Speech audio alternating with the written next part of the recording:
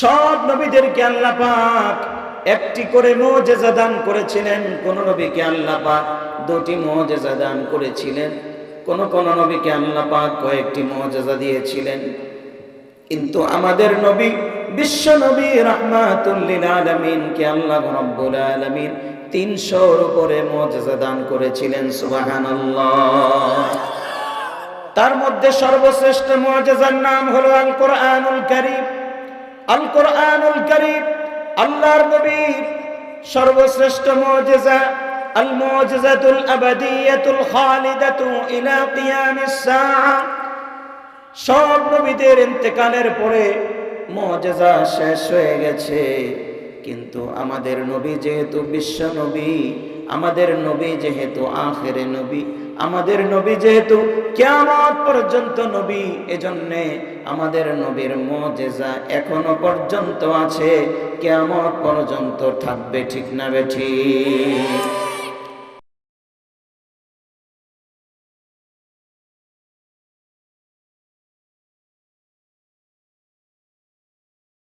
আল্লাহ রাব্বুল আলামিন এই পৃথিবীতে যত নবী প্রেরণ করেছেন, কাফির মুশরিকদের সামনে ইসলামকে প্রকাশ করার জন্য, প্রচার করার জন্য এবং আল্লাহ পাকের কুদরতকে প্রকাশ করার জন্য বিভিন্ন সময় আল্লাহ তাআলা বিভিন্ন আশ্চর্য ঘটনা ঘটিয়েছেন, বিভিন্ন মুজিজা আল্লাহ পাক দান করেছেন।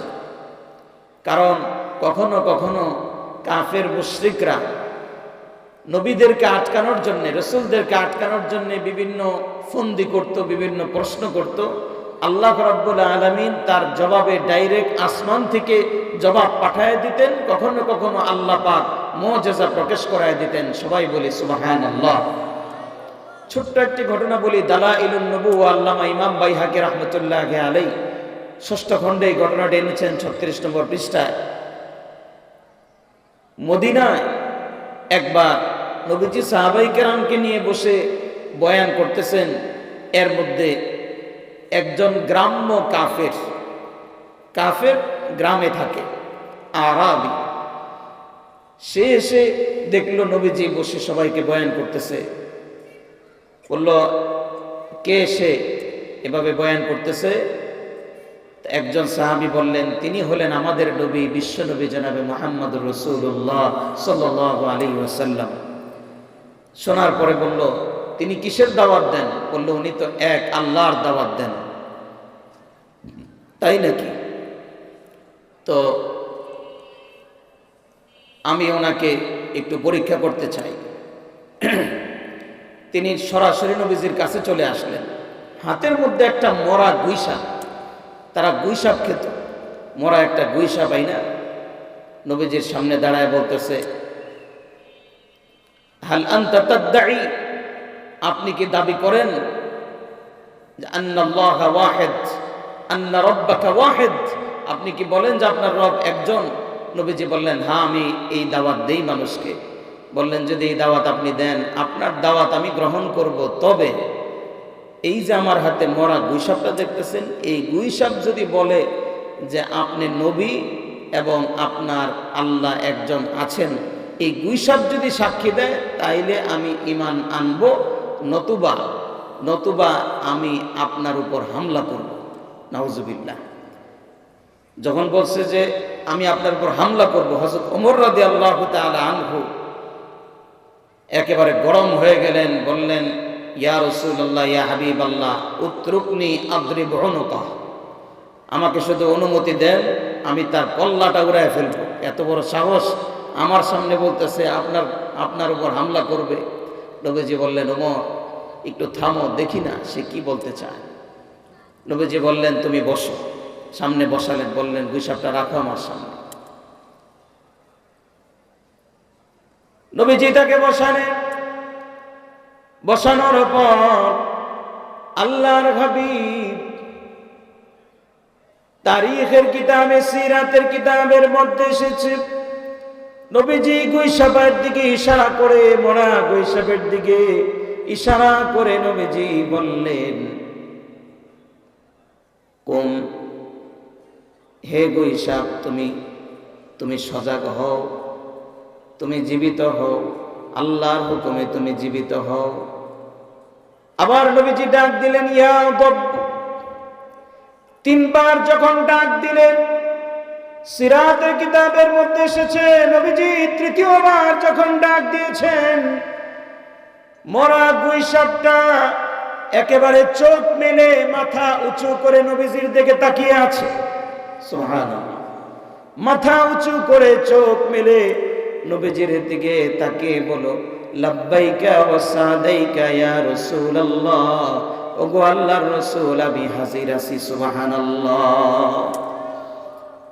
মানুষের মতো কথা বলা শুরু করলো।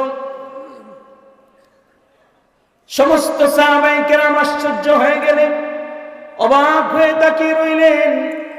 নবীজি এবার গুইসাপের দিকে ইশারা করে বললেন, মান তা'বুদ, তুমি কার ইবাদত করো বলো, তুমি কার ইবাদত করো? গুইসাপ জবাব দিল, আনা আ'বুদুল্লাহ, আমি আল্লাহর ইবাদত করি। চিৎকার করে বলি আল্লাহু আকবার। গুইসাপ জবাব দিল, আনা আ'বুদু মান ফিস সামাই আরশুহু ওয়া মান ফিল আরদি সুলতানুহু ওয়া মান ফিল জান্নাতি রাহমাতুহু ওয়া মান ফিন নারি আযাবু। আমি সেই আল্লাহর ইবাদত করি, আরশ, আসমানে যার আরশ রয়েছে, যিনি আরশের অধিপতি মহান রব্বুল আলামিন, এবার ইবাদত আমি করি। এবার নবীজি জিজ্ঞেস করলেন, বলো তো আমি কে? মান আনা। এবার গুইসাপ জবাব দিল, আনতা রাসূলু রাব্বিল আলামিন ওয়া খাতামুন নবিয়্যিন। আপনি গোটা পৃথিবীর জন্য আল্লাহর পক্ষ থেকে প্রেরিত রাসূল এবং আপনি হলেন খাতামুন নবিয়্যিন, এতে কোনো সন্দেহ নাই। চিৎকার করে বলি সুবহানাল্লাহ। শিকাফের অবাক হয়ে গেল, সে নবীজির হাত ধরে ফেলল, ডাক দিয়ে বলল, ওগো মুহাম্মদ সাল্লাল্লাহু আলাইহি ওয়াসাল্লাম, অনেক দিন পর্যন্ত ইসলামের কথা আমার কানে আসতেছে, অনেক দিন পর্যন্ত আপনার নাম আমি শুনতেছি, কিন্তু এখনো পর্যন্ত কালেমা পড়ার মতো সৌভাগ্য আমার হয় নাই। আজকে চাক্ষুষ প্রমাণ পাওয়ার পরে, এরকম মুজিজা দেখার পর আমার আর কোনো সন্দেহ বাকি নাই। নিঃসন্দেহে আপনি সত্য রাসূল, আপনি আল্লাহর পক্ষ থেকে প্রেরিত রাসূল। আমি আর দেরি করতে চাই না, জলদি করে আমাকে কালেমা পড়ে মুসলমান বানায় দেন। নবীজির হাতে হাত রেখে সে পড়া শুরু করলো, আশহাদু আল্লা ইলাহা ইল্লাল্লাহু ওয়া আশহাদু আন্না মুহাম্মাদান আবদুহু ওয়া রাসূলুহু। একবার প্রাণ খুলে আল্লাহর নামে তাকবীর দিয়ে বলি আল্লাহু আকবার। এই যে কুদরত প্রকাশ করলেন, এটা কে করেছেন? আরো জোরে বলেন, কে? আল্লাহ। কাফের মুশরিকরা নবীজিকে ঠেকানোর জন্য বহুত ফন্দি করত, অনেক চেষ্টা করত। আবু জাহেল, আবু লাহাব, উতবা, শাইবারা প্রতিদিন ইসলামকে মিটিয়ে দেবার জন্য বহুত ষড়যন্ত্র করত। তারা তখনও পারে নাই। বর্তমানেও আবু জাহেলের চেলা চামুন্ডারা, আবু জাহেলের প্রেতাত্মারা দুনিয়া থেকে ইসলামকে মিটিয়ে দিতে চায়, কোরআনকে মিটিয়ে দিতে চায়, ইসলাম এবং মুসলমানের নাম নিশানা মুছে দিতে চায়। আবু জাহেল, উতবা, শাইবারা যেমন পারে নাই, বর্তমানের আবু জাহেলরাও পারবে না। ঠিক না বেঠে? চেষ্টা কিন্তু তারা কম করে নাই, কিন্তু আজ পর্যন্ত সফল হতে পারে নাই, কিয়ামত পর্যন্ত সফল হতে পারবে না। ঠিক না বেঠি? বিভিন্ন নবীদেরকে আল্লাহ রাব্বুল আলামিন বিভিন্ন মুজিজা দান করেছিলেন। হযরতে মুসা আলাইহিস সালামকে আল্লাহ রাব্বুল আলামিন একটি মুজিজা দান করেছিলেন, যেটার নাম হলো আসা। মুসা আলাইহিস সালামের একটি লাঠি ছিল, এই লাঠির মধ্যে আল্লাহ রাব্বুল আলামিন এমন পাওয়ার দিয়েছিলেন, মুসা আলাইহিস সালাম অন্ধকারে হাঁটার সময় কোথাও যদি অন্ধকারে আটকে যেতেন, লাঠিটা টর্চ লাইটের মতো ধরলে সেখানে লাঠির মাথা দিয়ে আলো বের হওয়া শুরু করতো। সুবহানাল্লাহ। সব জায়গায় লাঠি নিয়ে মুসা আলাইহিস সালাম যেতেন। গোটা পৃথিবীর সবচেয়ে বড় জালেম, পৃথিবীর সবচেয়ে বড় সন্ত্রাসী ফেরাউনের রাজ দরবারে মুসা আলাইহিস সালাম এই লাঠি নিয়ে যেতেন। মুসা আলাইহিস সালামকে পরাস্ত করার জন্য ফেরাউন হাজার হাজার জাদুকরকে একসাথে করলো মুসা আলাইহিস সালামকে পরাস্ত করবেন। মুসা আলাইহিস সালাতু ওয়াস সালাম হাজির হলেন, সাথে শুধু লাঠি আর আল্লাহর উপর ভরসা করে চলে আসলেন। ফেরাউন তার সব জাদুকরদেরকে ডাক দিয়ে বলল, আলকু মা আনতুম মুলকুন, সবাই তোমরা জাদুর রশি ছেড়ে দাও। হাজার হাজার জাদুকরেরা জাদুর রশি যখন ছেড়ে দিল, হাজার হাজার সাপ হযরতে মুসা আলাইহিস সালামকে খাওয়ার জন্য তেড়ে আসতেছে।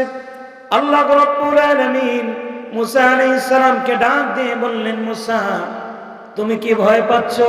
মুসা আলাইহিস সালাম বললেন, রব্বুল আলামিন ফেরাউনের সামনে আমি দাঁড়ানো, 400 বছর ধরে যে রাজত্ব করতেছে ফেরাউনের সামনে আমি দাঁড়ানো, হাজার হাজার কাফের মুশরিকের সামনে আমি দাঁড়ানো, আমার সঙ্গে কেউ না থাকুক, ওগো আল্লাহ আমি বিশ্বাস করি আমার সঙ্গে কেউ না থাকুক, একজন আছেন, চিৎকার করে বলুন তিনি কে? আরো প্রাণ ভরে বলতে হবে তিনি কে? মুসা আলাইহিস সালাতু ওয়াস সালাম বললেন, রব্বুল আলামিন আমি ভয় পাই না। আল্লাহ রাব্বুল আলামিন বললেন, ওয়ামা তিলকা বিয়ামিনিকা ইয়া মূসা, ওগো মূসা তোমার হাতে কি? মুসা আলাইহিস সালাম বললেন, ক্বালা হিয়া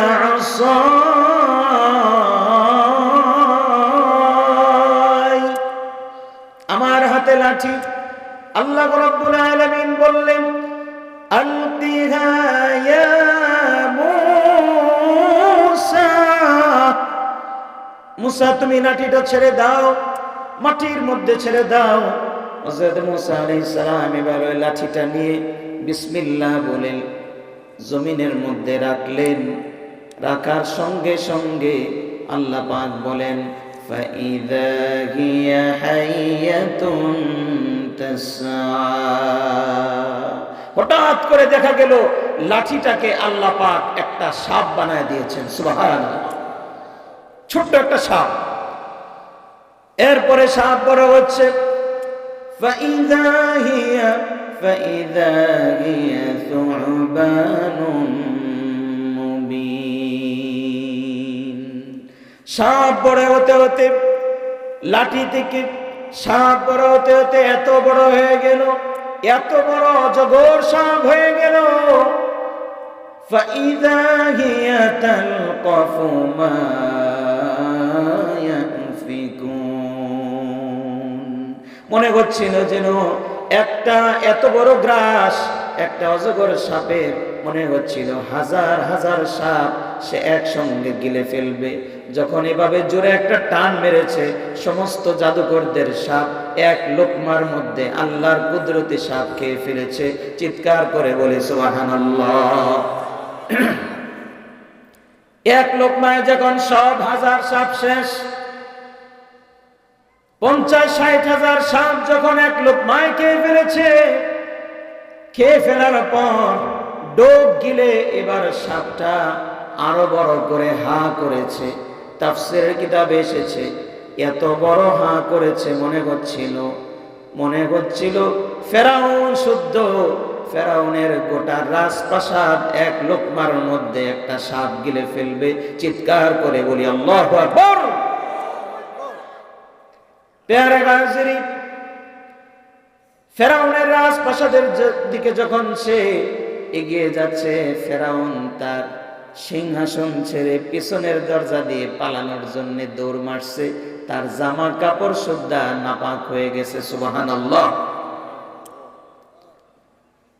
যত বড় জালেম হোক, যত বড় জালেম হোক, জালেমের পতন আছে না নাই?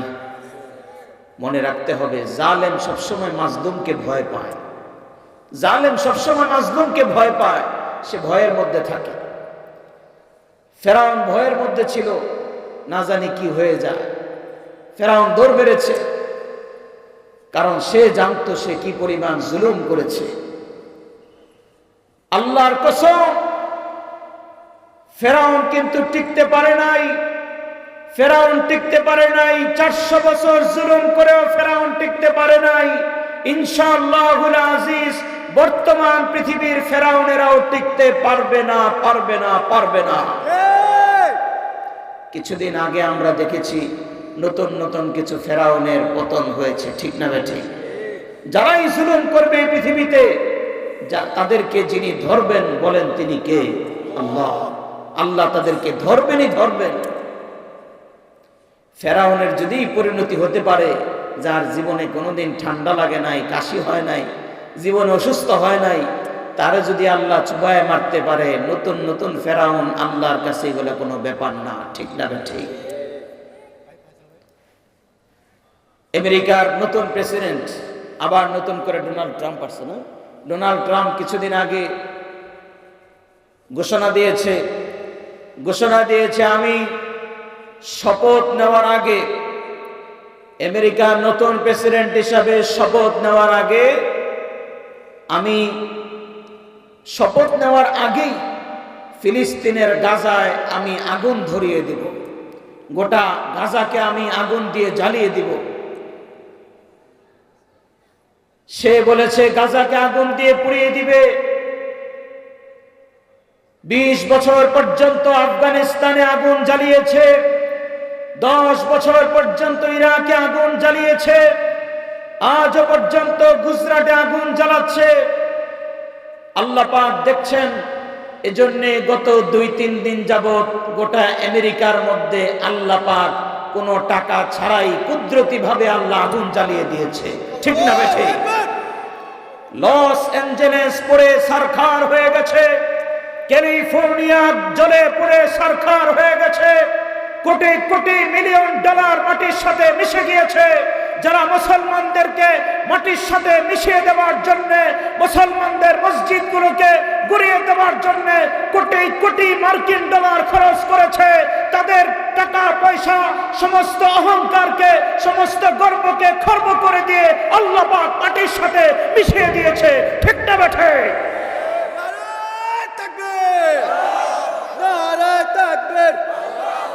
আল কোরআনের আলো, দ্বীন ইসলামের আলো, নারে তাকবীর। যারা স্বপ্ন দেখছে ইসলাম এবং মুসলমানদেরকে মিটিয়ে দিবে, তাদেরকে অত্যন্ত দ্ব্যর্থহীন কণ্ঠে বলে দিতে চাই, গোটা পৃথিবীকে বলে দিতে চাই, অল ওভার দ্য ওয়ার্ল্ড, গোটা পৃথিবীকে চ্যালেঞ্জ করে বলতে চাই, ইসলামকে চ্যালেঞ্জ করে আবু জাহেল টিকতে পারে নাই, আবু লাহাব টিকতে পারে নাই, উতবা টিকতে পারে নাই, সাইবা টিকতে পারে নাই। ইসলামকে চ্যালেঞ্জ করে ফেরাউন টিকতে পারে নাই, নমরুদ টিকতে পারে নাই। ইসলামকে চ্যালেঞ্জ করে কিছুদিন আগে টাকলা মুরাদও টিকতে পারে নাই। ইনশাআল্লাহ বর্তমানের কোন টাকলু, কোন ফেরাউন টিকতে পারবে না, ঠিক না বেঠে? যারাই ইসলামের বিরুদ্ধে অবস্থান নিবে, তাদেরকে যিনি বেইজ্জতি করবেন বলেন তিনি কে? আল্লাহ। এবং অচিরেই জরিপ বলছে, গোটা পৃথিবীর জরিপ বলছে যে ইনশাআল্লাহ 2070 সালের ভেতরে গোটা পৃথিবী মুসলমানদের হাতে চলে আসবে। চিল্লায় বলি আল্লাহু আকবার। আমেরিকা কল্পনাও করতে পারে নাই আফগানিস্তানে এই পরিমাণ পিটান তারা খাবে, ঠিক না বেঠিক? পিটান খেতে খেতে যখন দেখলো তাদের কোনো অফিসার আর ফেরত আসতে পারে না, তাদের সব সৈনিকদের গোরস্থানে শেষ হয়ে গেছে, তখন তারা মাপ চেয়ে একেবারে সারেন্ডার করে তারপরে আফগানিস্তান থেকে বিদায় নিয়েছে। আমেরিকার যেমন পতন হয়েছে আফগানিস্তানে, রাশিয়ার যেমন পতন হয়েছে আফগানিস্তানে, ইনশাআল্লাহ অচিরেই ভারতবর্ষের বড় বড় জালেম যারা বসে আছে, মোদির মতো বড় বড় শয়তান যারা মুসলমানদের উপর প্রতিদিন জুলুমের নির্যাতনের স্টিমরোলার চালাচ্ছে, যারা বাবরি মসজিদকে ভেঙেছে, যারা প্রতিদিন মসজিদ ভেঙে মন্দির গড়ার স্বপ্ন দেখছে, ইনশাআল্লাহ এই ভারতবর্ষে আবার মুসলমানরা কালেমার পতাকা উড়াবে। ঠিক না বেঠে? সেই জিহাদে যদি আমাদের ডাক আসে, কে কে সেই জিহাদে অংশগ্রহণ করতে প্রস্তুত রয়েছি? হাত তুলে দেখায়। নারায়ে তাকবীর। আপনারা কি ভয় পাচ্ছেন? আগেই তো ভয় পাই নাই, আর এখন তো ভয় পাওয়ার প্রশ্নই আসে, কারণ যারা ভয় দেখাইতো তারা তো এখন মাটির তলে পলায় রয়েছে। ঠিক না ভাই? ঠিক। আল্লাহ দেখায় দিয়েছেন, খবরদার মানুষের উপর জুলুম করো না। আলেমদের বিরুদ্ধে যারা রাজাকার বলে কোর্টের মধ্যে রায় দিয়েছিল, সেই প্রধান বিচারপতিকে বেইজ্জতি করে আল্লাহ পাক মাটির মধ্যে কলা পাতার মধ্যে নিয়ে ফেলায় রাখছে। ঠিক না বেঠে? গোটা পৃথিবীর সব বিচারপতিদেরকে আল্লাহ দেখায় দিয়েছেন, সাবধান, আমি কিন্তু সব বিচারকের বিচারক, তোমাদের বিচারকদের দৌড় যেখানে শেষ, আমি আল্লাহর দৌড় সেখান থেকে শুরু। চিল্লায় বলি আল্লাহু আকবার। ইসলাম এত সহজে আমরা পাই না, অনেক রক্তের বিনিময়ে ইসলাম আমরা পেয়েছি। প্যারে গাজরিন যে কথা বলছিলাম, সব নবীদেরকে আল্লাহ পাক একটি করে মুজিজা দান করেছিলেন। কোন নবীকে আল্লাহ পাক দুটি মুজিজা দান করেছিলেন, কোন কোন নবীকে আল্লাহ পাক কয়েকটি মুজিজা দিয়েছিলেন। কিন্তু আমাদের নবী, বিশ্ব নবী রাহমাতুল লিল আলামিন কে আল্লাহ রাব্বুল আলামিন 300-র উপরে মুজিজা দান করেছিলেন। সুবহানাল্লাহ। তার মধ্যে সর্বশ্রেষ্ঠ মুজিজার নাম হলো আল কোরআনুল কারীম। আল কোরআনুল কারীম আল্লাহর নবীর সর্বশ্রেষ্ঠ মুজিজা, আল মুজিজাতুল আবাদিয়াতুল খালিদাতু ইলা কিয়ামিস সাআ। সব নবীদের ইন্তেকালের পরে মুজিজা শেষ হয়ে গেছে, কিন্তু আমাদের নবী যেহেতু বিশ্ব নবী, আমাদের নবী যেহেতু আখিরে নবী, আমাদের নবী যেহেতু কিয়ামত পর্যন্ত নবী, এজন্য আমাদের নবীর মুজিজা এখনো পর্যন্ত আছে, কিয়ামত পর্যন্ত থাকবে। ঠিক না বেঠিক? কোরআনের মধ্যে কোনো পরিবর্তন আসবে না, কোনো পরিবর্ধন পরিমার্জন কোনো কিছুই হবে না। লা তাবদীলা লিকালিমাতিল্লাহ, আল্লাহর কালামের মধ্যে কোনো পরিবর্তন আসবে না। পৃথিবীর থেকে কোরআনকে নিশ্চিহ্ন করে দেওয়ার জন্য ফ্রান্স কয়েকবার চেষ্টা করেছে, ইউরোপ চেষ্টা করেছে, এমনকি ইন্ডিয়া সরকারও চেষ্টা করেছিল কোরআনকে ব্যান করে দেওয়া যায় কিনা। কোরআনকে ব্যান করে দেওয়ার জন্য ভারতে একবার চেষ্টা করা হলো। ভারতের একজন আলেম ছিলেন জনাব মরহুম আতাউল্লাহ বুখারী রাহিমাহুল্লাহ, দিল্লির জামে মসজিদের খতিব ছিলেন। যখন সিদ্ধান্ত হলো কোরআন ভারতে ব্যান করে দেওয়া হবে, দিল্লির জামে মসজিদের মিম্বারে বসে আতাউল্লাহ বুখারী হুঙ্কার দিয়ে বলেছিলেন, খবরদার কোরআনের দিকে হাত বাড়াবে না, কেননা কোরআন হলো আগুন। এই কোরআনের দিকে যারা হাত বাড়াবে তাদের বংশ শুদ্ধ আল্লাহ পুরে সারখার করে দিবে। ঠিক না বেঠিক? আতাউল্লাহ বুখারী বলেছিলেন, খবরদার কোরআনের উপর কেউ যদি হাত দেয়, কোরআনের বিধানকে যদি কেউ ব্যান করে দিতে চায়, সেই বিচারক যদি সুপ্রিম কোর্টের প্রধান বিচারপতিও হয়, আর আমি বেঁচে থাকতে আল্লাহর কালামের উপর যদি কলম চলে, আমার জীবন যদি থাকে, তাহলে সেই বিচারপতিকে আমার পায়ের নিচে ফেলে তার জিহ্বাটা বাম হাত দিয়ে টান দিয়ে ছেড়ে ফেলে দেওয়া হবে। ঠিক না বেঠে? খবরদার, কোরআনের উপর আঘাত করা যাবে না, কারণ কোরআন যার কথা চিৎকার করে বলুন তিনি কে? আল্লাহ। কোরআন আল্লাহর নবীর সর্বশ্রেষ্ঠ মুজিজা, আল্লাহর নবীর সর্বশ্রেষ্ঠ মুজিজা আল কোরআনুল কারীম। দ্বিতীয় আরেকটা মুজিজার নাম হলো মি'রাজ, মি'রাজুন নবী সাল্লাল্লাহু আলাইহি ওয়াসাল্লাম। যেহেতু এই যুগে, শেষ যুগে বিজ্ঞানের আবির্ভাব হবে, বিজ্ঞান অনেক এগিয়ে যাবে, গ্লোবালাইজেশনের যুগ আসবে, আল্লাহ পাক জানতেন। এজন্য আল্লাহ রাব্বুল আলামিন গোটা পৃথিবীর সব বিজ্ঞানীদেরকে চ্যালেঞ্জ করে আল্লাহ রাব্বুল আলামিন তার হাবিব জনাবে মুহাম্মদুর রাসূলুল্লাহ সাল্লাল্লাহু আলাইহি ওয়াসাল্লামকে একটি মুজিজা দিয়েছিলেন, মি'রাজ। আল্লাহ পাক জানতেন যে বর্তমান বিজ্ঞানীরা, বিশেষ করে মহাকাশ বিজ্ঞানীরা গবেষণা করতে করতে ওনারা চাঁদের দেশে চলে যাবে, মঙ্গল গ্রহে চলে যাবে, বিভিন্ন গ্রহ নক্ষত্র তারা আবিষ্কার করবে, গ্রহ উপগ্রহ তারা আবিষ্কার করবে। আল্লাহ পাক জানতেন।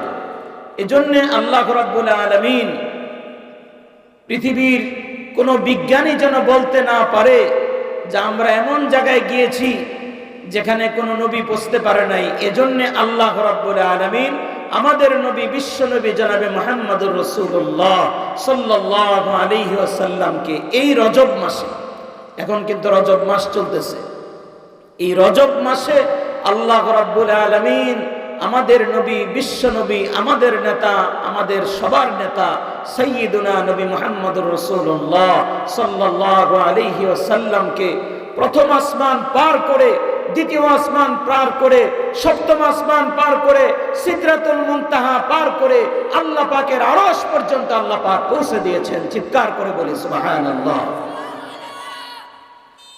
এত দূর আল্লাহ কেন পৌঁছে দিলেন? যাতে করে দুনিয়ার কোনো বিজ্ঞানীরা বলতে না পারে যে আমরা তো এত দূর পৌঁছেছি।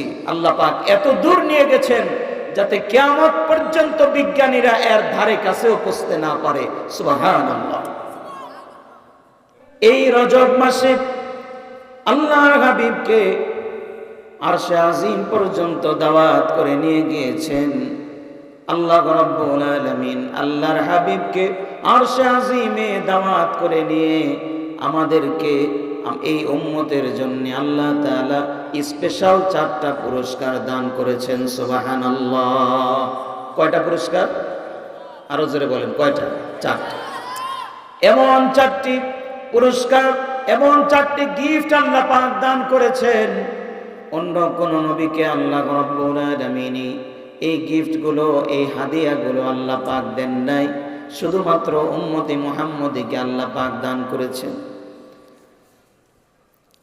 নবীজি প্রিয় চাচা আবু তালেব যখন ইন্তেকাল করলেন, আবু তালেবের ইন্তেকালের কিছুদিন পরে নবীজির প্রথম স্ত্রী হযরতে খাদিজাতুল কুবরা রাদিয়াল্লাহু তাআলা আনহা ইন্তেকাল করলেন, যিনি সব সময় ছায়ার মতো নবীজির সঙ্গে লেগে থাকতেন যাতে করে কাফের মুশরিকরা নবীজিকে আঘাত করতে না পারে। সব সময় নবীজিকে তিনি সান্ত্বনা দিয়ে যেতেন। নবীজি ক্লান্ত শরীর নিয়ে ঘরে আসার পর আম্মা জান খাদিজাতুল কুবরা রাদিয়াল্লাহু তাআলা আনহা নবীজির কপালের ঘাম মুবারকগুলো মুছে দিতেন আর ডেকে ডেকে বলতেন, ইয়া রাসূলুল্লাহ, ইয়া হাবিবাল্লাহ, আপনি চিন্তা করবেন না, এমন একদিন আসবে, এমন একদিন আসবে গোটা পৃথিবীতে মানুষ আপনাকে দেখার জন্য পাগল হয়ে যাবে। সুবহানাল্লাহ। আবু তালেব এবং হযরত খাদিজার ইন্তেকালের পরে নবীজি দাওয়াত দেওয়ার জন্য চলে গেলেন তায়েফে। মক্কা থেকে প্রায় 80 কিলোমিটার দূর তায়েফ নগরীতে নবীজি গেলেন। ইমানের দাওয়াত দেওয়ার জন্য তাইফের মানুষের ঘরে ঘরে নবীজি গেলেন। 1 সপ্তাহ পর্যন্ত দাওয়াত দিলেন, কিন্তু একজন মানুষও ঈমান আনে নাই, একজন মানুষও ঈমান আনে নাই। বরং 1 সপ্তাহ যখন পার হয়ে গেল, তাইফের লোকজন ছোট ছোট ছেলেদেরকে, যুবক ছেলেদেরকে ডেকে ডেকে বলল, ওই যে দেখো একটা লোক মক্কা থেকে এসেছে, এই লোকটা হলো মিথ্যাবাদী, একজন পাগল, নাউজুবিল্লাহ, একজন পাগল মিথ্যাবাদী, তাকে তোমরা যেখানেই পাও সেখানেই পাথর মারবে। নবীজি 7ম দিন দ্বীনের দাওয়াত দেওয়ার জন্য, কালিমার দাওয়াত দেওয়ার জন্য যখন বের হয়েছেন, তাইফের যুবকেরা নবীজিকে পাথর মারা শুরু করলো। পাগল বলে পাথর মারছে। নবীজি হঠাৎ করে দেখে চতুর্দিক থেকে পাথর আসতেছে। নবীজির সঙ্গে হযরতে যায়েদ দাঁড়ানো। নবীজি বললেন, যায়েদ, ছেলেদেরকে বলো তারা যেন পাথর না মারে, কি হয়েছে? হযরতে যায়েদ বলল, ইয়া রাসূলুল্লাহ, তারা আপনাকে পাগল বলে বলে পাথর মারতেছে। পাগলকে নিয়ে সবাই যেমন ঠাট্টা করে, নবীজিকে এভাবে পাথর মারা শুরু করলো। হঠাৎ করে একটি পাথর এসে নবীজির কপাল মোবারকে লাগলো। কপাল মোবারকে পাথর লাগার সঙ্গে সঙ্গে কপাল দিয়ে রক্ত বেয়ে বেয়ে পড়ে নবীজির চেহারা মোবারক রক্তাক্ত হয়ে গেল। পিঠ মোবারকের মধ্যে বৃষ্টির মতো পাথর আসা শুরু করলো। হযরত যায়েদ বিন সাবিত রাদিয়াল্লাহু তাআলা আনহু নবীজিকে জড়ায়া ধরলেন, সামনে থেকে জড়িয়ে ধরলেন, পেছন থেকে আবার পাথর মারা শুরু করলো। এক পর্যায়ে নবীজি সহ্য করতে না পেরে দাঁড়ানো থেকে অজ্ঞান হয়ে পড়ে গেলেন। অজ্ঞান হয়ে পড়ে গেলেন। হযরতে যায়েদ নবীজির মাথা মোবারকটা রানের উপরে রাখলেন, নবীজির কপালের মধ্যে চুমা দিলেন।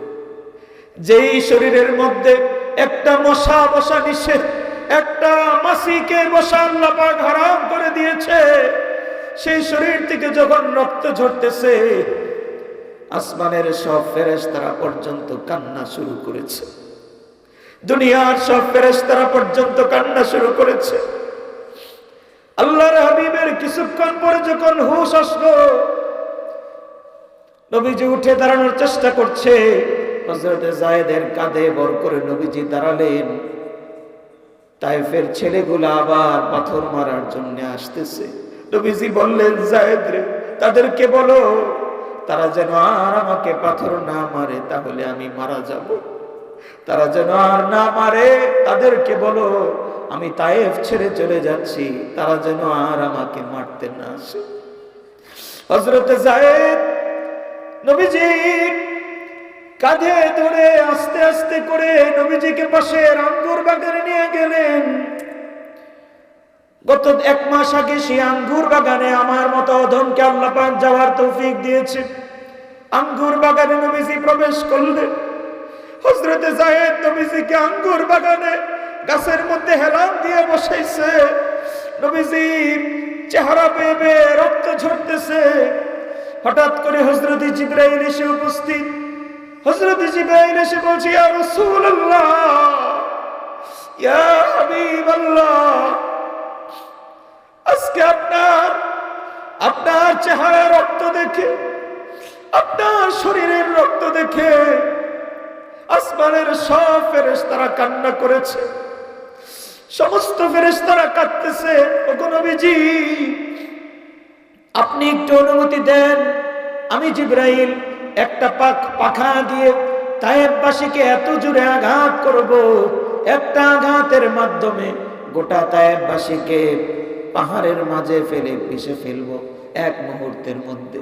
নবীজি বললেন, লা জিবরিল, ইন্নী বুইস্তু রাহমাতান মা বুইস্তু লানা। জিবরাইল, আমি কোন মানুষকে বদদুয়া দিব না, আল্লাহ পাক আমাকে রহমত হিসেবে দুনিয়ায় পাঠিয়েছে।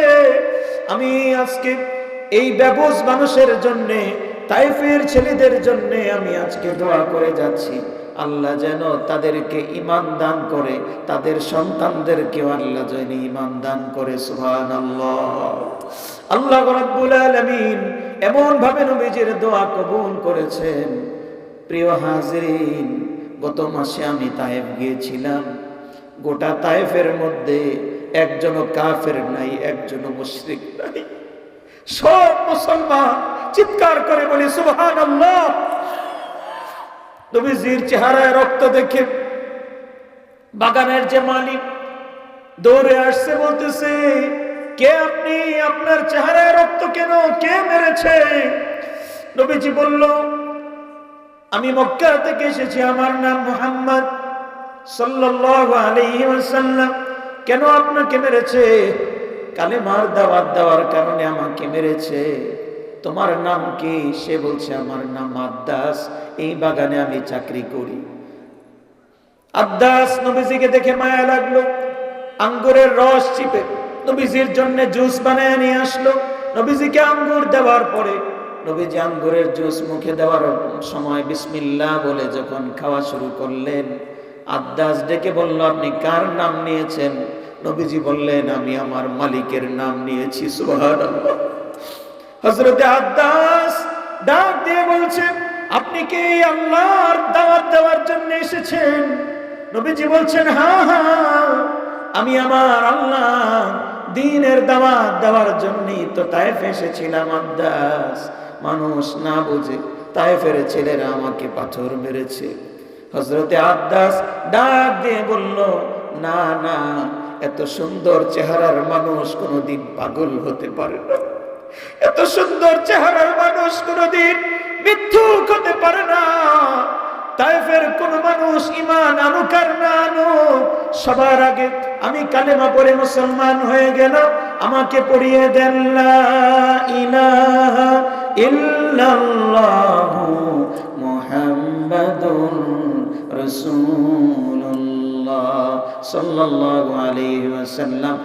হযরত আদ্দাস কালেমা পড়ে মুসলমান হয়ে গেলেন। ঠিক যেই জায়গায় বসে কালেমা পড়ে মুসলমান হয়েছেন, ওই জায়গার মধ্যে সৌদি সরকার বর্তমানে একটা ছোট্ট মসজিদ বানিয়ে রেখেছে ওই ইতিহাসকে মনে রাখার জন্য। ওই মসজিদে গিয়ে গত মাসে আমি 2 রাকাত নামাজ পড়তে পেরেছি। আল্লাহ আপনাদেরকেও তৌফিক দান করেন, সবাই বলি আমিন। ভাঙা হৃদয় নিয়ে, রক্তাক্ত শরীর নিয়ে নবীজি মক্কায় চলে আসলেন। মক্কায় এসে আতঙ্কিত অবস্থায় আছেন, না জানি মক্কার কাফেররা নবীজির উপর আবার হামলা করে। রাতের বেলা নবীজি ঘুমিয়ে পড়েছেন কাবা শরীফের কাছে। হঠাৎ করে গভীর রাতে হযরত জিবরাইল আলাইহিস সালাতু ওয়াস সালাম ঘুমের মধ্যে এসে নবীজিকে ডাক দিয়ে বললেন, ইয়া রাসূলুল্লাহ, ইয়া হাবিবাল্লাহ, আল্লাহ রাব্বুল আলামিন আরশে আজিম থেকে আপনাকে সালাম পাঠিয়েছে। জোরে সরে বলি সুবহানাল্লাহ। নবীজি লাফ দিয়ে ঘুম থেকে উঠে বসলেন। আল্লাহ সালাম পাঠিয়েছে? হ্যাঁ হ্যাঁ। আপনার যে মনে ব্যথা, একদিকে আপনার চাচা মারা গেছে, আরেকদিকে আপনার স্ত্রী মারা গেছে, আবার তায়েফের মানুষ আপনাকে পাথর মেরেছে। আল্লাহ পাক দেখে আল্লাহ অনেক কষ্ট পেয়েছে, এজন্যে আপনাকে সান্ত্বনা দেওয়ার জন্যে আল্লাহ পাক আমাকে আজকে পাঠিয়েছেন আর বলে দিয়েছেন, আমার হাবিব নবী মুহাম্মদুর রাসূলুল্লাহ সাল্লাল্লাহু আলাইহি ওয়াসাল্লামকে গিয়ে বলো, আমি আল্লাহ তাকে সান্ত্বনা দেওয়ার জন্যে আমার আরশে আজিমে আমার বাড়িতে আমার নবীকে দাওয়াত দিয়েছি। সুবহানাল্লাহ। আল্লাহ রাব্বুল আলামিন নবীজিকে দাওয়াত দিলেন আরশে আজিমে। নবীজি বের হলে জিবরাইল আলাইহিস সালাম বললেন, ইয়া রাসূলুল্লাহ, ওই যে দেখেন বাগিনে একটি বাগন দাঁড়িয়ে আছে, নাম হলো বোরাক। ফাওকাল হিমারি দুনাল বাগন, গাধার চেয়ে একটু বড়, কচ্ছরের চেয়ে একটু ছোট, সাদা দবদবে একটা বোরাক দাঁড়িয়ে আছে। নবীজি বললেন, এত সুন্দর বাহন, এত সুন্দর পশু তো আমি জীবনে কোনোদিন দেখি নাই। জিবরাইল আলাইহিস সালাম বললেন, ইয়া রাসূলুল্লাহ, ইয়া হাবিবাল্লাহ, আল্লাহ রাব্বুল আলামিন যেদিন জান্নাত সৃষ্টি করেছেন সেদিনই বোরাক আল্লাহ পাক সৃষ্টি করে রেখেছেন। এই বোরাকে করে আল্লাহ পাক আপনাকে জান্নাত পর্যন্ত, শুধু জান্নাত পর্যন্ত নয়, আল্লাহ পাকের আরশ পর্যন্ত আল্লাহ পাক নিয়ে যাবেন। এই বোরাকে আপনি আরোহণ করবেন। এজন্য এই বোরাক আপনার অনেক আগে জান্নাতের মধ্যে আল্লাহ পাক সৃষ্টি করে রেখে দিয়েছেন। সুবহানাল্লাহ।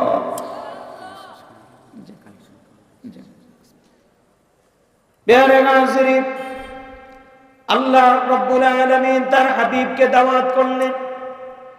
নবীজি বোরাকে উঠে রওনা হলেন আল্লাহর দাওয়াতে। জিবরাইল আলাইহিস সালাম নবীকে নিয়ে বাইতুল মুকাদ্দাসে চলে গেলেন, ফিলিস্তিনে। আপনাদের কষ্ট হচ্ছে? ইনশাআল্লাহ 5-7 মিনিটের মধ্যেই আমরা আলোচনা শেষ করব ইনশাআল্লাহ, অনেক রাত হয়ে গেছে তো। নবীজি বাইতুল মুকাদ্দাসে চলে গেলেন। 1 মাসের দূরত্ব, প্রায় 1600 কিলোমিটার। 1 মাসের দূরত্ব মাত্র চোখের পলকে 1 সেকেন্ডের মধ্যে নবীজি পার হয়ে গেলেন। চিৎকার করে বলি সুবহানাল্লাহ। যাওয়ার পরে নবীজি বাইতুল মুকাদ্দাসে ঢুকে দেখেন 1,24,000 পয়গাম্বর, সমস্ত নবী এবং রাসূল বাইতুল মুকাদ্দাসে এসে উপস্থিত হয়েছে নবীজির পেছনে নামাজ পড়ার জন্য। সুবহানাল্লাহ। নবীজি সব নবীদেরকে পেছনে দাঁড় করায়া নবীজি 2 রাকাত নামাজ পড়ালেন। কেননা তিনি হলেন ইমামুল মুরসালিন, তিনি হলেন সাইয়্যিদুল মুরসালিন। নবীজিকে আল্লাহ রাব্বুল আলামিন বাইতুল মুকাদ্দাস থেকে প্রথম আসমানে নিয়ে গেলেন। এভাবে করে 7ম আসমান পার করে, সিদরাতুল মুনতাহা পার করে, যখন আর কেউ পার হতে পারে না, জিবরাইল আলাইহিস সালামও পার হতে পারবে না, লাস্ট বর্ডারে পৌঁছে গেলেন। আল্লাহ রাব্বুল আলামিন তার হাবিব জনাবে মুহাম্মদুর রাসূলুল্লাহ সাল্লাল্লাহু আলাইহি ওয়াসাল্লামকে সিদরাতুল মুনতাহা পার করে আল্লাহ পাকের 70,000 নূরের পর্দা পার করে আল্লাহর এত কাছে নিয়ে গেলেন। আল্লাহ রাব্বুল আলামিন নিজে বলেন, ওয়া হুয়া বিল উফুকিল আলা সুম্মা দানা ফাতাদাল্লা ফাকানা কাবা কৌসাইনি আও আদনা। একটা ধনুককে বাঁকা করলে ধনুকের 2 মাথা যত কাছে চলে আসে, আল্লাহর হাবিবকে আল্লাহ তাআলা এত কাছে নিয়ে গিয়েছে। সুবহানাল্লাহ। আমাদের নবী, বিশ্ব নবী জনাবে মুহাম্মদুর রাসূলুল্লাহ সাল্লাল্লাহু আলাইহি ওয়াসাল্লামকে আল্লাহ পাক এত কাছে নিয়ে গেলেন, মাঝে শুধু একটি পর্দা, আর কিছু নেই। নবীজি একবারে এত কাছে যাওয়ার পরে আল্লাহ রাব্বুল আলামিন নিজে নবীজিকে সালাম দিয়েছেন। সুবহানাল্লাহ বলবেন না? নবীজি সালামের জবাব দিলেন। নবীজি আল্লাহ তাআলাকে বললেন, আত-তাহিয়াতু লিল্লাহি ওয়াস-সালাওয়াত।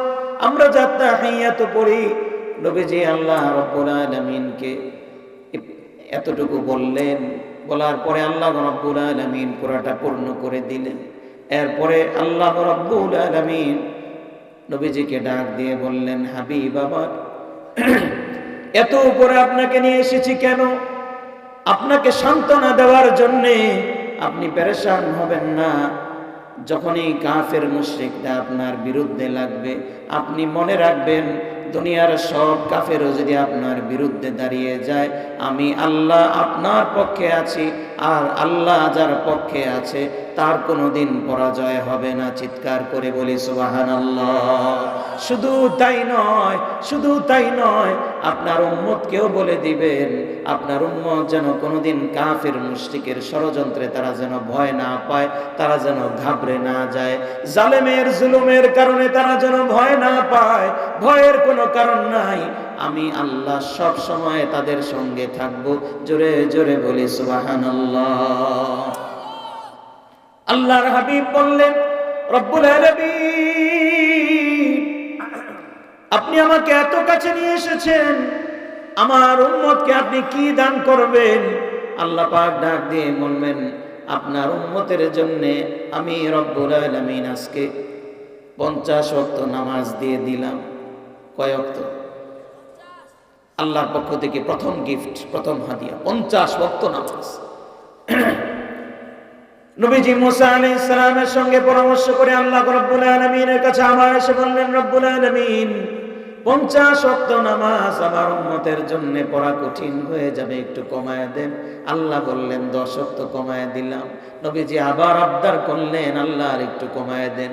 কমাতে কমাতে 45 ওয়াক্ত কমায় দিয়া আল্লাহ পাক বললেন, তোমার উম্মতের জন্য কিয়ামত পর্যন্ত 5 ওয়াক্ত নামাজ আমি আল্লাহ ফরজ করে দিলাম। সুবহানাল্লাহ। তবে মনে রাখবে, আমি যেহেতু আগেই লিখে রেখেছিলাম 50 ওয়াক্ত, তোমার উম্মত যদি 5 ওয়াক্ত নামাজ প্রতিদিন আদায় করে, আমি আল্লাহ তাদের আমল নামায় 50 ওয়াক্ত নামাজের সওয়াব দান করে দিব। সুবহানাল্লাহ। এই রজব মাসেই আল্লাহ রাব্বুল আলামিন আমাদেরকে 5 ওয়াক্ত নামাজ আমাদের উপর ফরজ করেছেন, আমাদেরকে হাদিয়া হিসেবে দিয়েছেন। আমরা আরেকবার বলি আল্লাহু আকবার। এই সেই বরকতময় রজব মাস। সুতরাং আমরা কি 5 ওয়াক্ত নামাজ প্রতিদিন পড়ব ইনশাআল্লাহ? আল্লাহ তুমি কবুল করো, সবাই বলি আমিন। আল্লাহর পক্ষ থেকে 2 নাম্বার হাদিয়া উম্মতের জন্য। 2 নাম্বার হাদিয়া হলো আল্লাহ পাক তার হাবিবকে ডাক দিয়ে বললেন, হাবিব আবার আপনার উম্মতকে বলে দিবেন, আপনার উম্মত যদি কোনো নেক কাজ করার জন্য নিয়ত করে, নিয়ত করলো, মাহফিলে যাওয়ার নিয়ত করছে, এখনো মাহফিলে পৌঁছতে পারে নাই, শুধু নিয়ত করছে, নিয়ত করার সাথে সাথে তাদের আমলনামার মধ্যে আমি আল্লাহ নেকি লিখে দিব। সুবহানাল্লাহ। আর যে কোনো নেক আমল করার সঙ্গে সঙ্গে ফালাহু আশরু আমসালিহা, আমি আল্লাহ তার সওয়াবকে 10 গুণ বেশি বাড়ায়া দিব। সুবহানাল্লাহ। আর কোন উম্মতকে আল্লাহ পাক এই মর্যাদা দান করেন নাই, শুধুমাত্র ওই উম্মতকে আল্লাহ পাক এই মর্যাদা দিয়েছেন, আমাদেরকে আল্লাহ পাক এই মর্যাদা দিয়েছেন।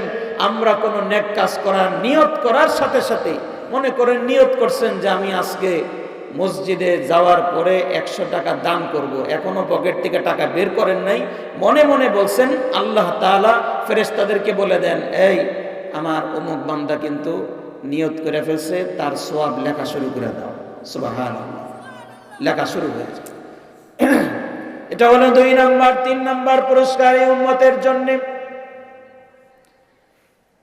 3 নাম্বার পুরস্কার হলো আল্লাহ রাব্বুল আলামিন তার হাবিবের মাধ্যমে জানিয়ে দিয়েছেন, আখিরু সূরাতিল বাকারা, আওয়াখিরু সূরাতিল বাকারা, সূরা বাকারার শেষ 2 আয়াত। আল্লাহ রাব্বুল আলামিন, আল্লাহ পাকের আরশের নিচে বিরাট বড় একটা খাজানা আছে, বিরাট বড় একটা ভান্ডার আছে। ওই ভান্ডার থেকে এই উম্মতের জন্য আল্লাহ রাব্বুল আলামিন স্পেশাল দান করেছেন।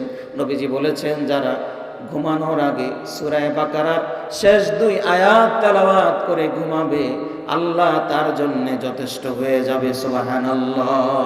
তার রিজিকের অভাব আল্লাহ রিজিকে বরকত দিবে, তার সন্তান নিয়ে পেরেশানি আল্লাহ পাক পেরেশানি দূর করে দিবে, চাকরি নিয়ে পেরেশানি, ব্যবসা নিয়ে পেরেশানি, যত ধরনের পেরেশানি থাকুক, সন্তান হয় না, চাকরি হয় না, যত ধরনের পেরেশানি থাকুক, নবীজি বলেন ঘুমানোর আগে সূরা বাকারার শেষ 2টা আয়াত পড়ে ঘুমাবা আমার উম্মত, তাহলে আল্লাহ রাব্বুল আলামিন তোমার দোয়াকে কবুল করে নেবেন। সুবহানাল্লাহ।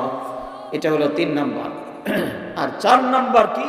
4 নাম্বার হলো আল্লাহ রাব্বুল আলামিন জানিয়ে দিয়েছেন, আপনার উম্মতকে বলে দিবেন, তারা শিরক যদি না করে, আমার সঙ্গে যদি শিরক না করে, আর যত বড় গুনাই করুক না কেন, তারা যদি আমি আল্লাহর কাছে মাপ চায়, আমি আল্লাহর কাছে যদি তওবা করে, আমি আল্লাহকে একবার আল্লাহ বলে মন থেকে ডাক দেয়, আমি আল্লাহ রাব্বুল আলামিন তার 70 বছর 60 বছরের জিন্দেগীর সমস্ত গুনাহ খাতা মাফ করে দিন। সুবহানাল্লাহ। শর্ত হলো কি করা যাবে না? আরো জোরে বলেন, কি করা যাবে না? শিরক করা যাবে না। শিরক করা যাবে না। কিছুদিন আগেও দেখলাম এক ভাই এই মাজারের মধ্যে গিয়া লাল সুতা একটা পেঁচায় রাখছে। জিজ্ঞেস করলে বলে, লাল সুতাটা পেঁচাইছি, চাকরি হয় না তো, ওই মাজারের থেকে 10 টাকা দিয়ে একটা লাল সুতা পেঁচাইছি, তো সুতা পেঁচাইলে বলে চাকরি হয়ে যাবে। বলেন তো দেখি, চাকরি দেওয়ার মালিক কে? আল্লাহ।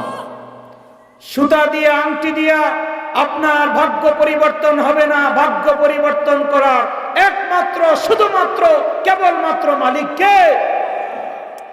আল্লাহ রাব্বুল আলামিন আমাদের মর্যাদা আমাদেরকে বোঝার তৌফিক দান করেন। সবাই বলি আমিন।